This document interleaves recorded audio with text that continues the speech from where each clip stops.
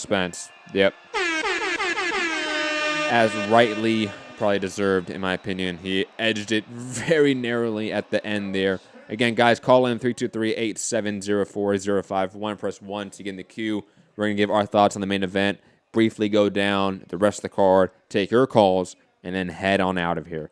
But Spence struggled in this fight. I mean, again, parts of this fight were largely dictated who was going forward, who was being the aggressor, who was dictating the pace, who was controlling the range.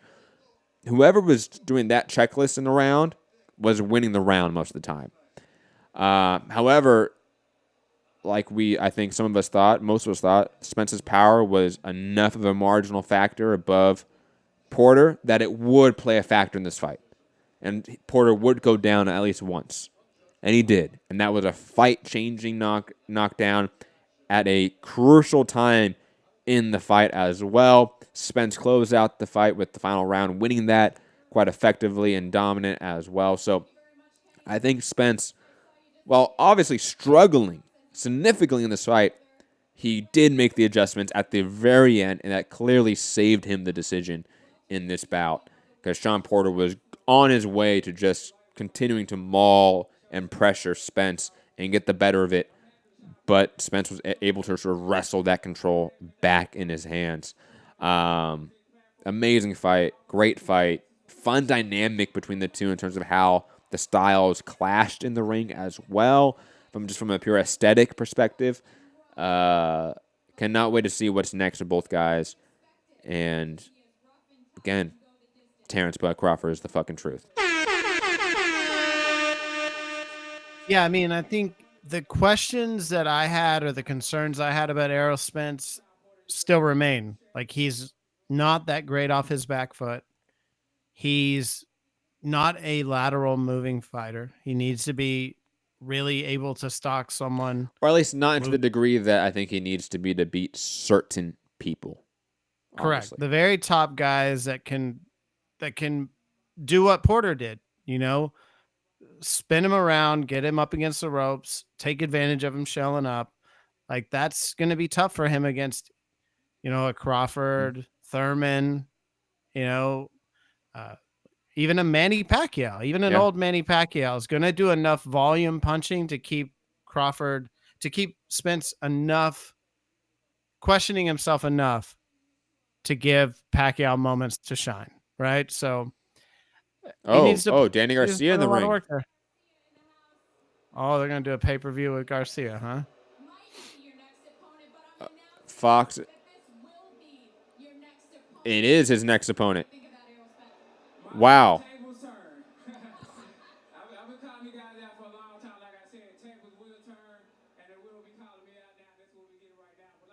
Wow. Errol Spence, Danny Garcia announced. It's official already.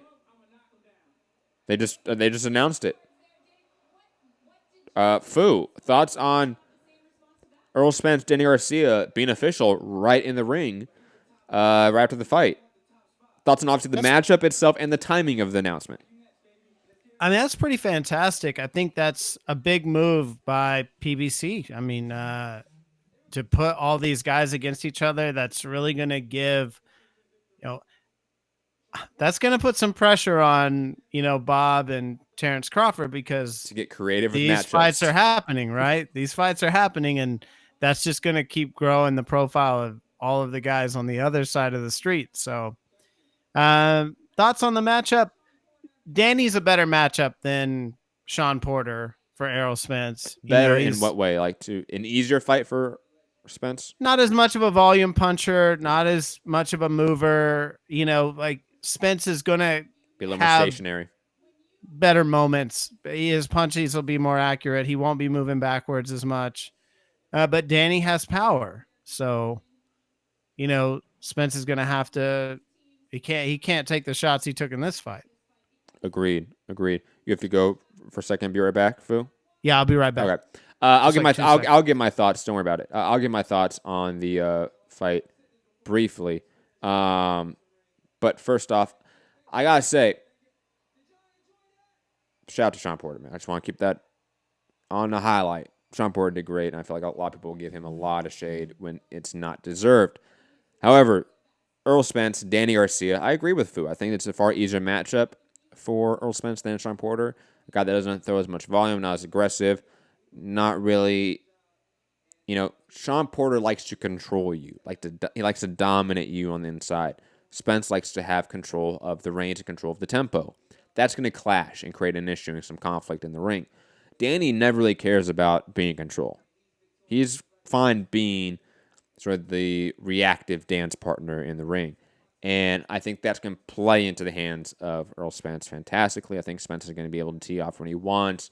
Probably even get a finish maybe against Danny Garcia sometime late in the fight.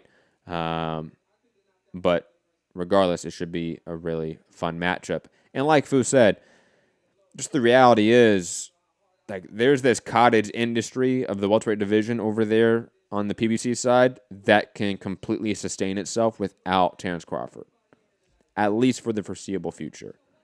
And that means Bob Arum, Top Rank, ESPN, and Terrence Crawford have to get really creative for their matchups because guys like Kavalauskas isn't going to sell it long term. When your biggest divisional rival is fighting Sean Porter, Danny Garcia, maybe Manny Pacquiao, maybe a Keith Thurman, you can't compete with that. How can you? It's impossible. But digressing, Gary, I see you in the queue. We're going to get to you soon. We're going to talk about the co-main event and some of the undercard fights, and then get to you, Gary. I hope that's okay. Call in, guys, 323-870-4051. Press 1 to get in the queue. International caller, Skype in, Mixed Combat Radio on Skype.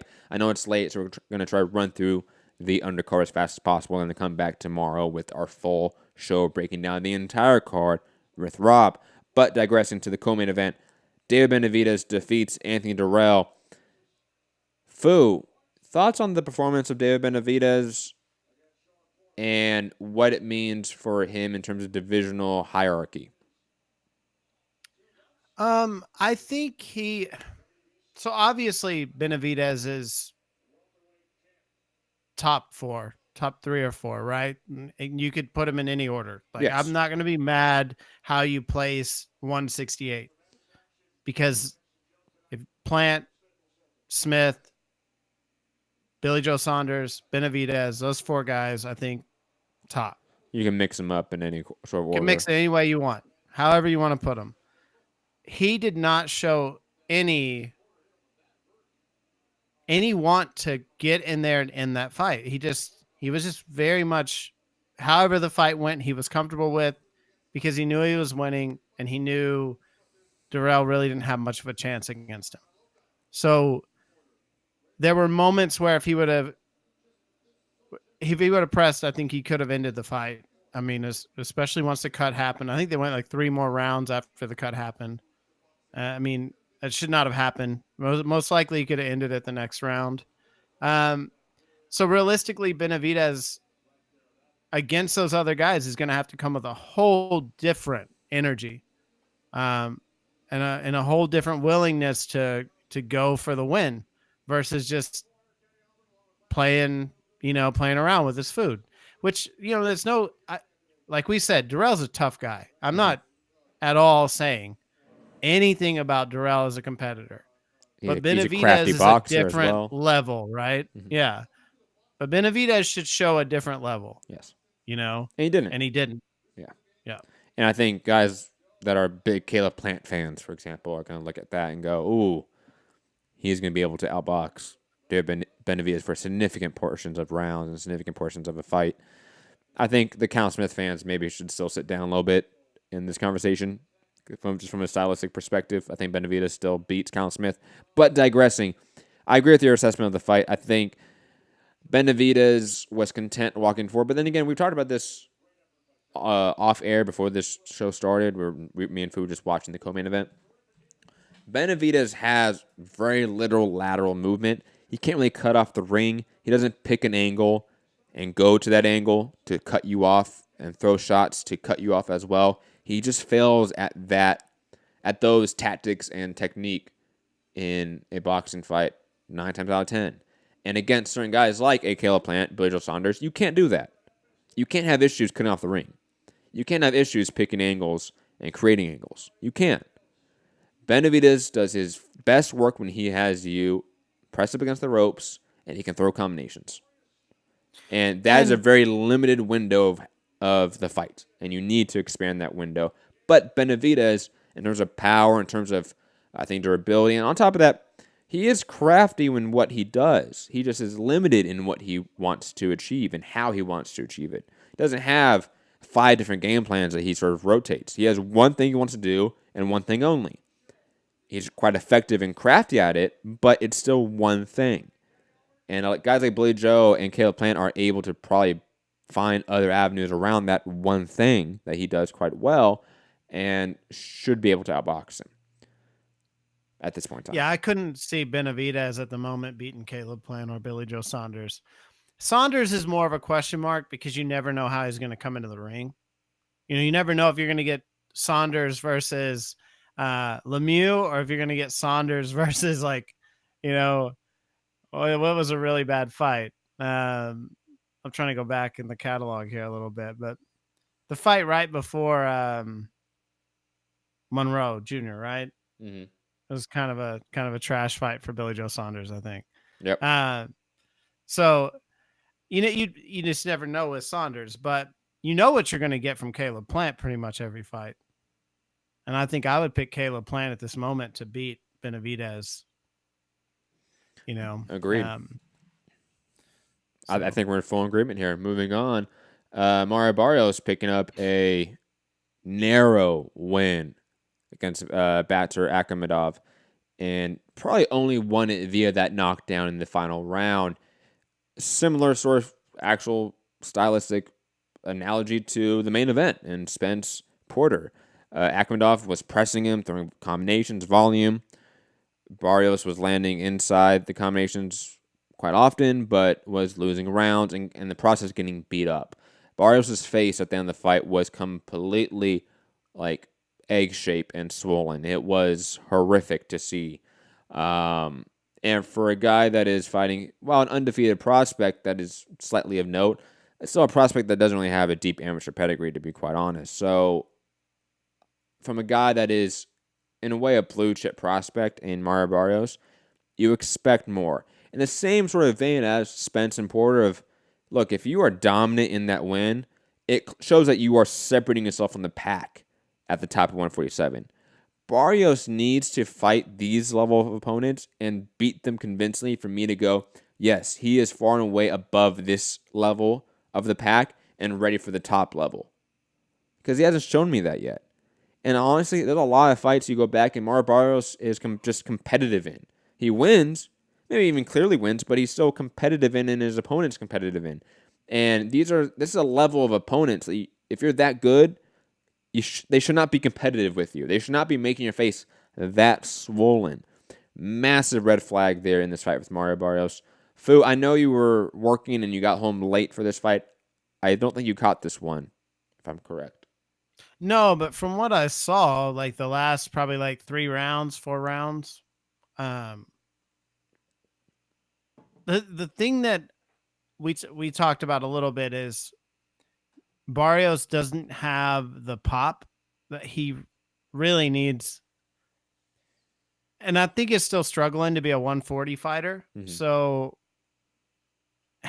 he can't go up to 147 because those guys are going to destroy him. And if he looks like he did tonight in the rounds that I saw, I need to go back and watch the whole thing. So I'm kind of shooting from the hip here, but so, don't at me. But I just don't think he's what he is being sold as. No. I think there's a big disparity in what people believe about him and what he's really showing, and he needs to step it up. Because you can't say that about like a Devin Haney or, like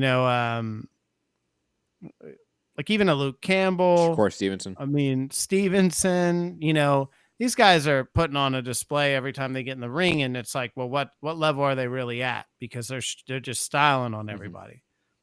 Mm-hmm. And then, you see it with Luke Campbell. He got in the ring with Loma and you're like, well, maybe he's not at that level. What level is he on? But with Barrios, it's like, that's a guy that he should have styled on.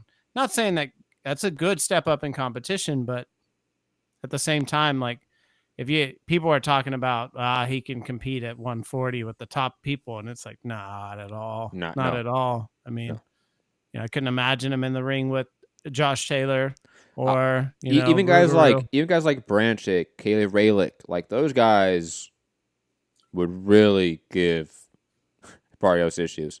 Yep. But moving on, just for the sake of time, it's late, and I do want to get to callers. Again, numbers right there below on the screen, 323-870-4051. Press 1 to get in the queue.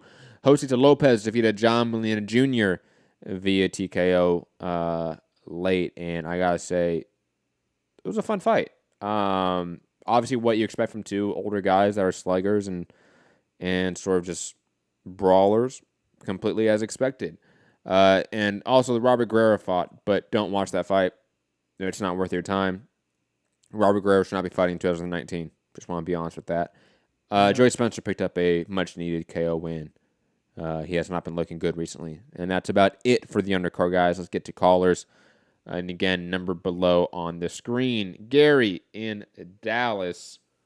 Obviously a gigantic Spence and Mario Barrios fan. Curious his takes on those two fights. Gary. I aged about 20 years watching those two fights tonight. Man. Damn, so you look like the couldn't crypt even enjoy- keeper from Tales from the Crypt. Yeah, Gary, you can't age anymore, man. You might die. I'm not as old as Fu. What? Gary. Man. Yeah.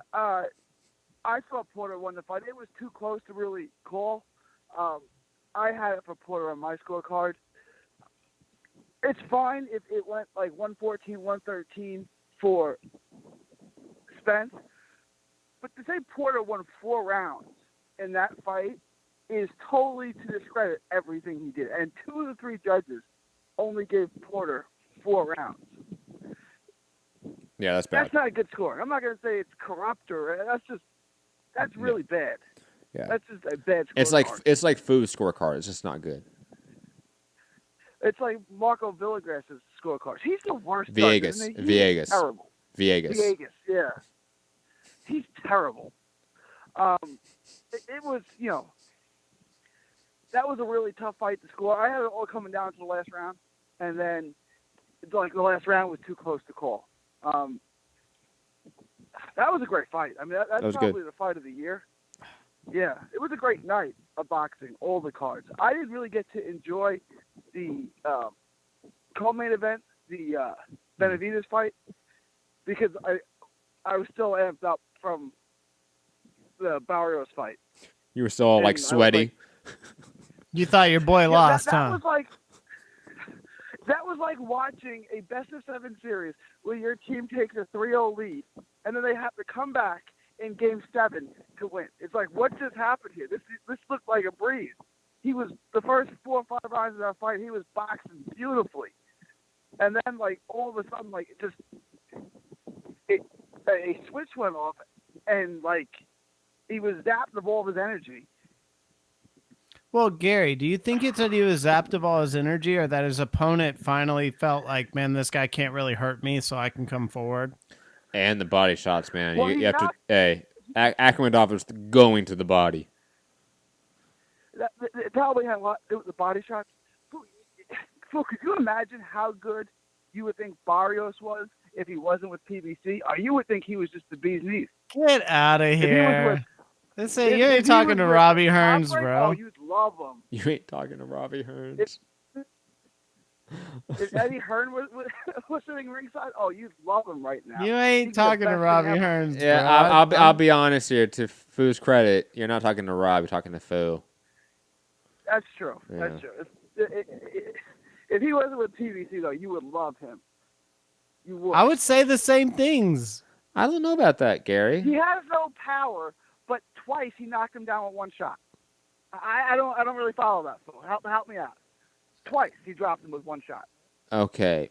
Including totally fatigued in the last round. You think those flash knockdowns were representative of him having knockout power? Okay.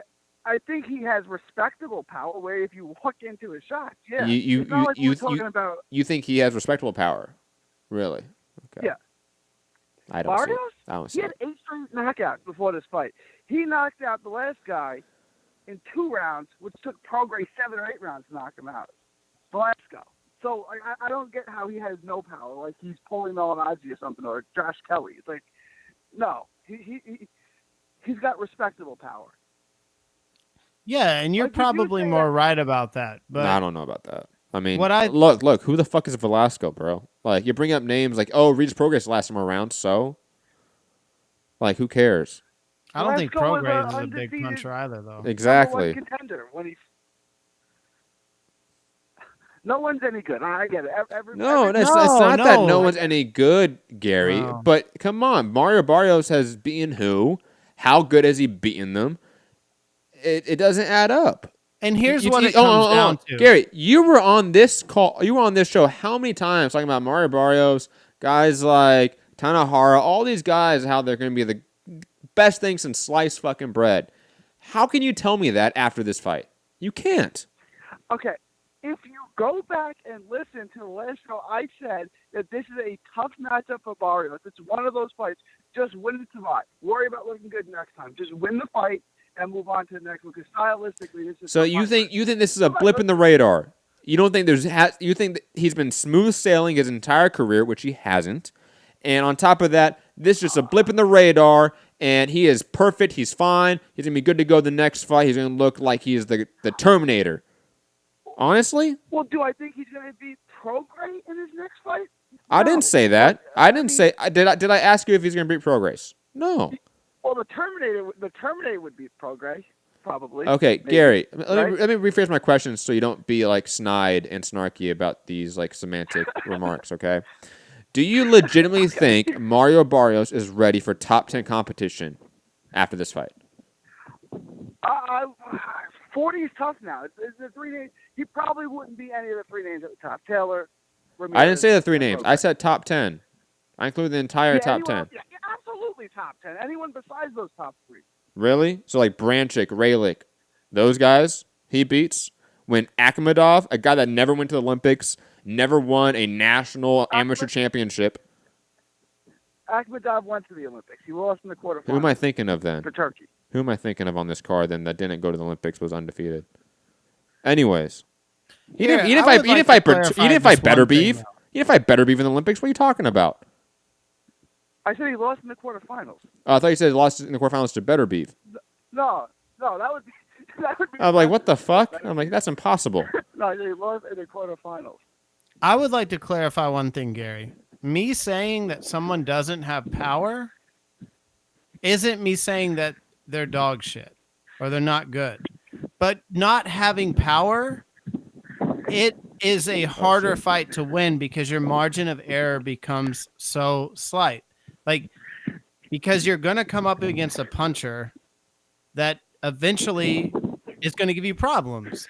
And that's the thing that I would see with, like, you put Barrios in with anyone who has real power. And is he going to be able to fight for 12 rounds dominantly enough not to get knocked down or stopped?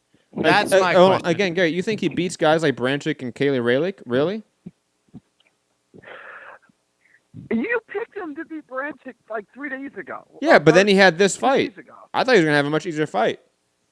He didn't. I've never been high on Akhmadov. I didn't think it would be this close, but I didn't think it would be an easy night. Like, I thought it would be an ugly win. Like, Okay, no one was okay. gonna You go, keep "He talking was about great this now." fight. Just- I'm talking about next, Gary.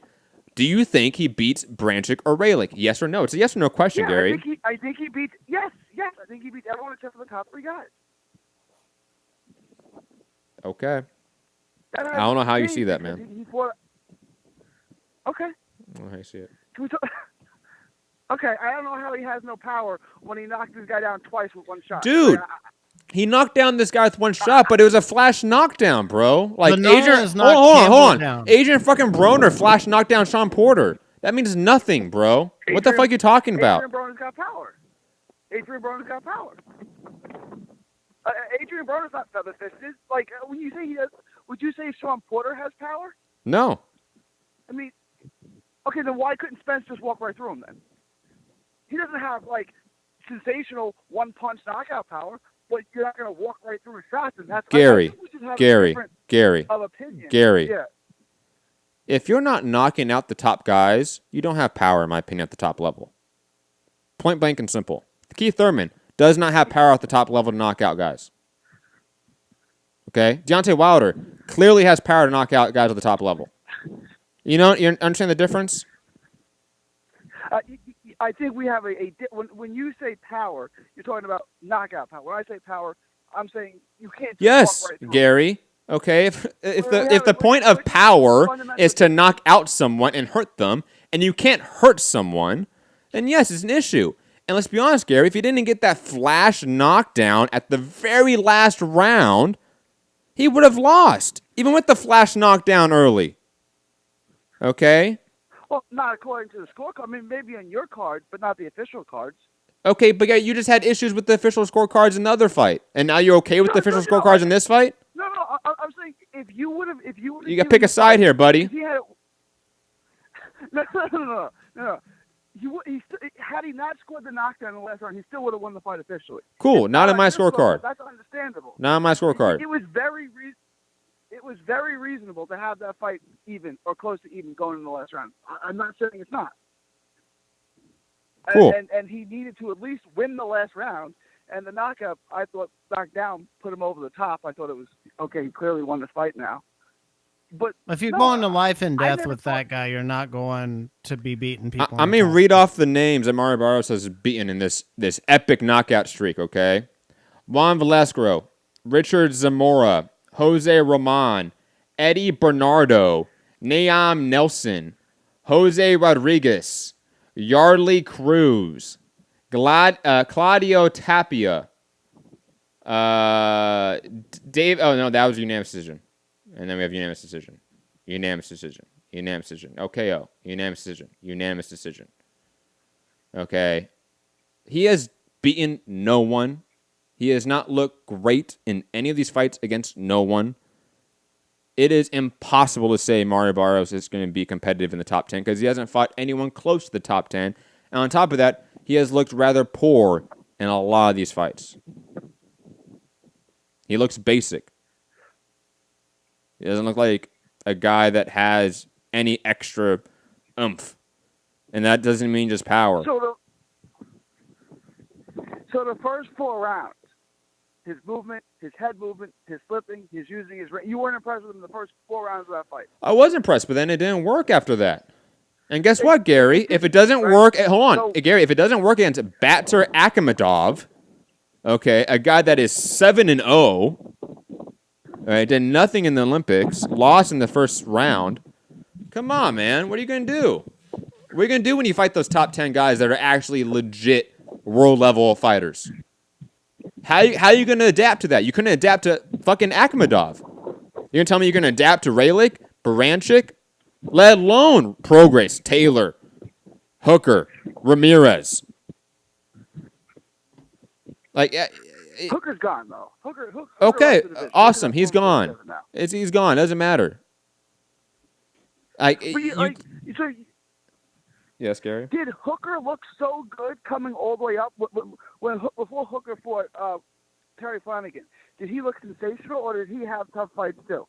Absolutely. No, he was always known as hold on. Absolutely had tough fights. But let's be honest, Gary. He fought far better competition on the come up than fucking Mario Barrios. That's true. What are you fucking talking about, man? He fought Darlis Perez. Okay, on an undercard of the Andre Ward card. Was it Darlis Perez? He fought Abel Ramos. He fought names. He fought, Yeah, don't compare the two. Yeah. Maurice Hooker looked bad against top 15 opponents when he was a young pup in green. Mario Barrios has had 25 fights against nobody, and he still doesn't look like he's the goods.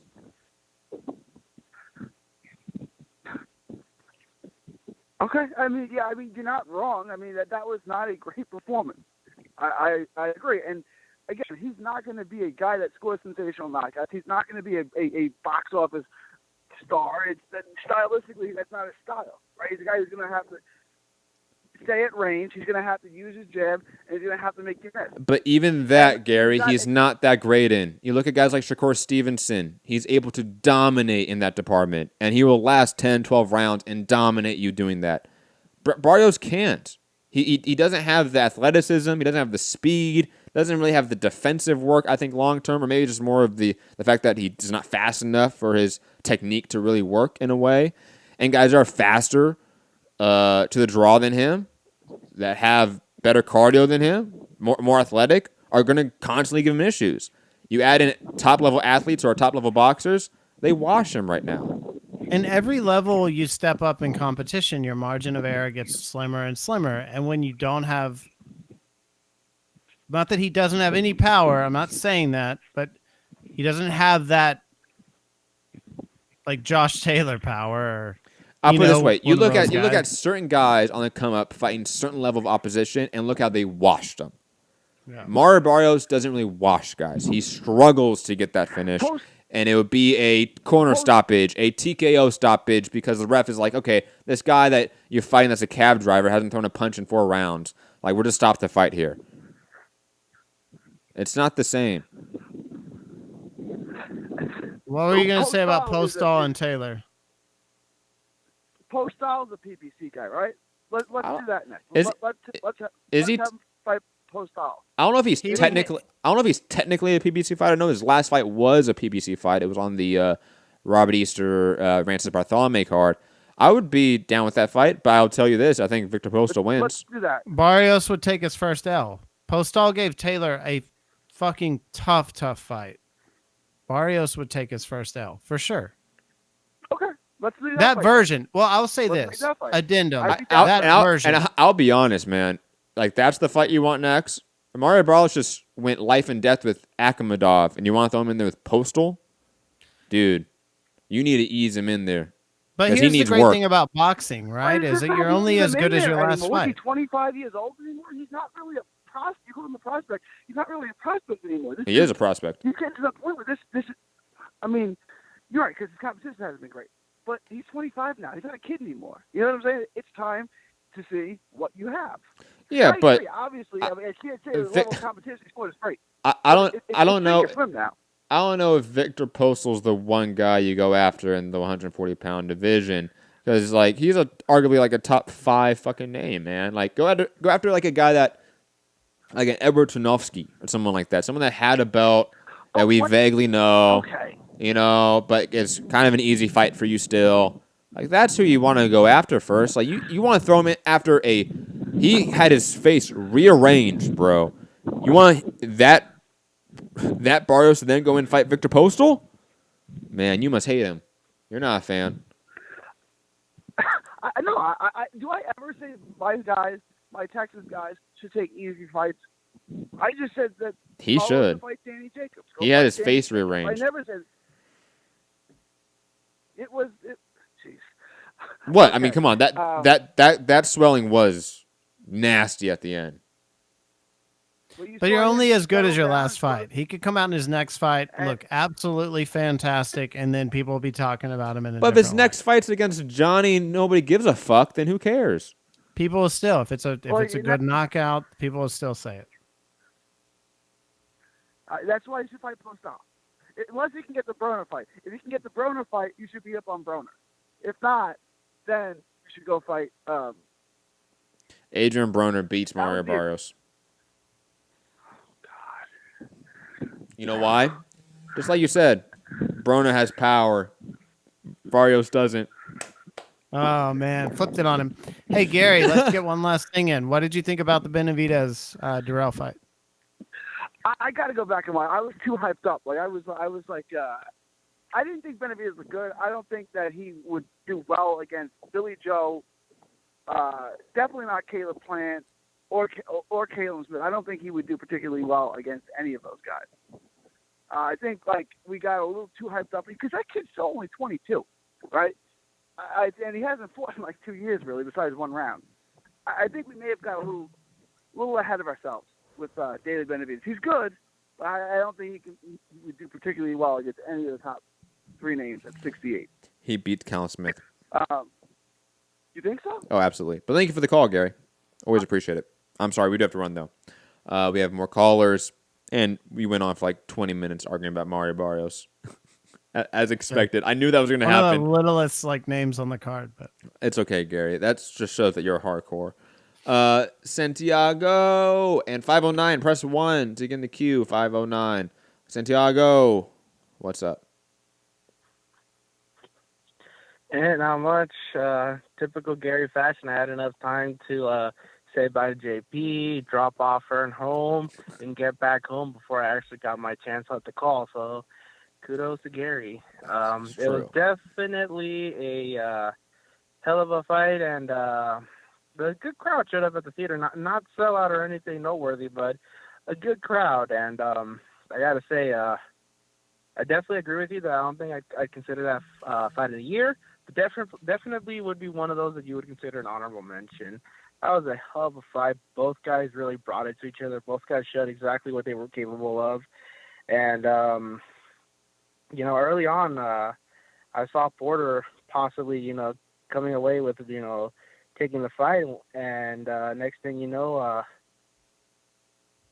Spence just starts fighting back, starts catching him with those accurate shots, and before you know it, he gets him with a massive left hook right on the side of the chin, and it puts him down. And really, that's probably what sealed it for him at that point, because as you saw, I ended up having it 5-4-3 even for Spence. It was a really, really, really close fight in my books.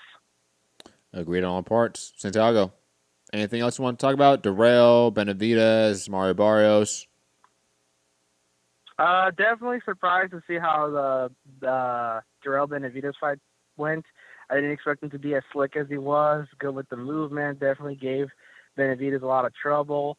I definitely think that some things definitely need to be worked on for Benavidez, because Caleb Plant's a much better boxer than that. I could easily see him trying to take advantage of that, because a guy that can keep up the volume with the lateral movement is going to definitely pose a lot of problems for a guy like David Benavidez, if this is what we're seeing right now, with a guy that was more or less just content with making him slip and slide and just have a little fun in there. Mario Barrios and his fight, that shit was putting me to sleep, man. And, I have to say that I wasn't impressed with what he showed. I definitely thought that there was a good case for a draw. I had it 113 after the fact.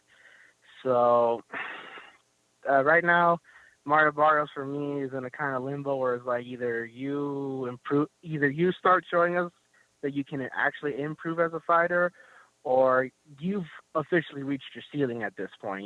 He is what we expect of someone that wins that WBA title belt, if you ask me.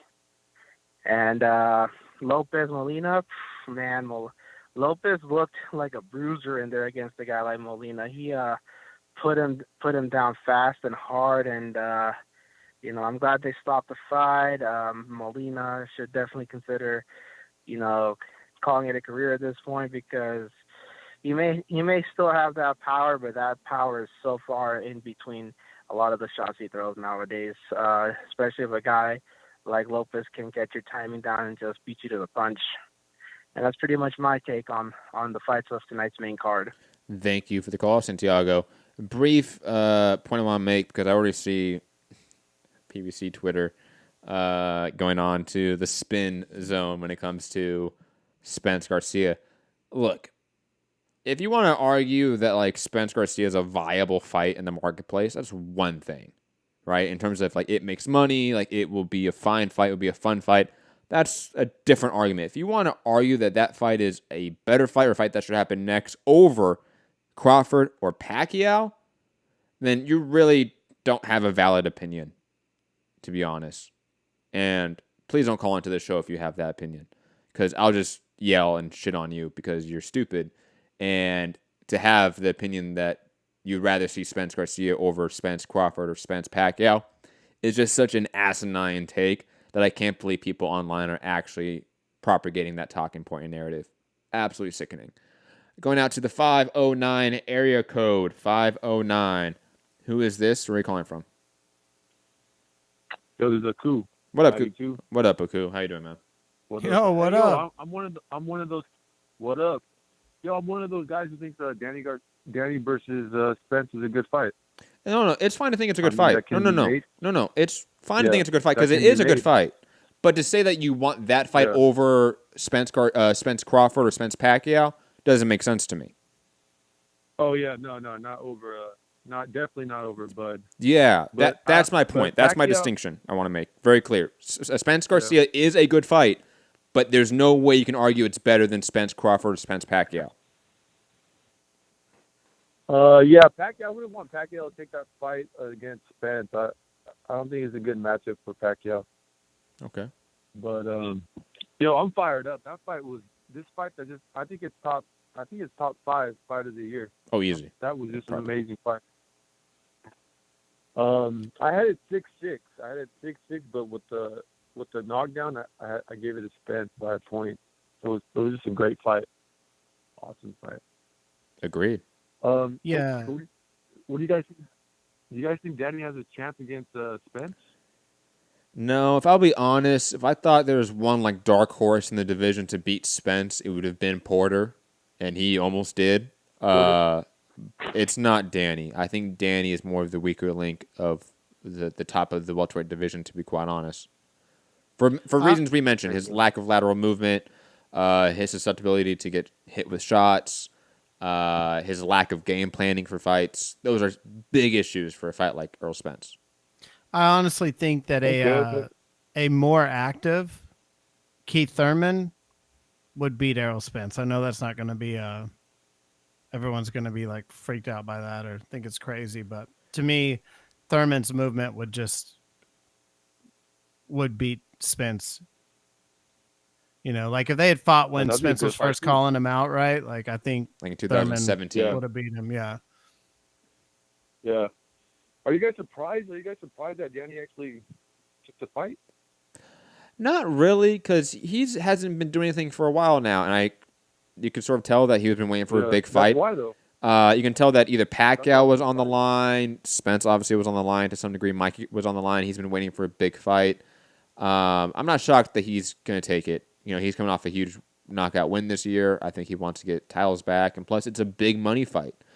And if the Pacquiao fight's not open for you, the next best thing is Errol Spence. Yeah, definitely. Dude. I need Bud to get to PBC already. Like he needs to start fighting those. They're having great fights over there, and he's by himself over there in ESPN. Like, It's sad. he needs to get as soon as possible over there. I know, it's sad. They're having huge fights. They all fought. They're like basically with Danny and Spence fighting. They basically all fought each other. Almost. They're basically running a welterweight Round robin tournament. round robin tournament, and Crawford's just sitting on the sidelines. Similar to like, didn't that happen to was it Ward at one point, or so? Who was it that there was like a big tournament and they didn't join it? No, it wasn't. Ward was in the tournament. Who were you thinking of? Who was that? I think you're thinking of Lucian Butte. Yeah, Lucian Butte. maybe that I think was it was it. Jose Ramirez. Jose Ramirez with the 140 division. Well, Well, that's that another happened one. too, yeah, but But that was more by choice, that unfortunately. played out in his favor, I think, for right now at least. Yeah, and yeah, man. Hey, shout out to Porter though. Like Porter showed, man, this guy has huge balls. When he got knocked down, he gets right back up. He's like, let's go. And then he just starts swinging. That was amazing. That fired me up right there. That was crazy. It was a great That fight. was a hell of a fight. I'm gonna admit it here in front of everyone that I underrated Porter. Yes. 90 seconds. Same, definitely same. Gunshots for all of you people that hate on Sean Porter. I didn't hate, but I just didn't think he was this good. I thought he was gonna get stopped. 92. Anything else, man? Spence? We got to run, unfortunately. No, that was it. That was just a great fight. Good chat. Great talk. Thanks for taking my call. That was pretty cool. Anytime, 92. Anytime. And obviously, thanks for being a long-time listener and chatter in the live chat. Always love the interaction there. But guys, that's going to be it for tonight for our post-fight show, wrap-up, and live fight chat immediate reaction to Errol Spence, Sean Porter, live on Fox pay-per-view. Hope you guys enjoy the fights as much as we did, because it was fantastic. And I got to agree with 92. Top 5-ish fight of the year. It's around there for me, absolutely. TJ Doheny, Daniel Roman still up there heavy for me. Sergey Lipinets, Lamont Peterson still up there high for me, to be honest. I know that might be not a popular pick. Even fights like Ruiz Joshua for the dramatic sort of finality to it.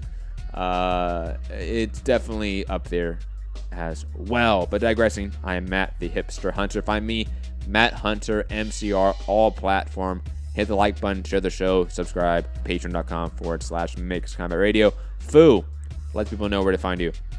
Fugati MCR, all platforms. Thanks for being here, guys. We really appreciate it. And, props to boxing. That was a great fight. Yes, we'll be back tomorrow, 2 p.m. Pacific time, 5 p.m. Eastern time, with a regular full panel show.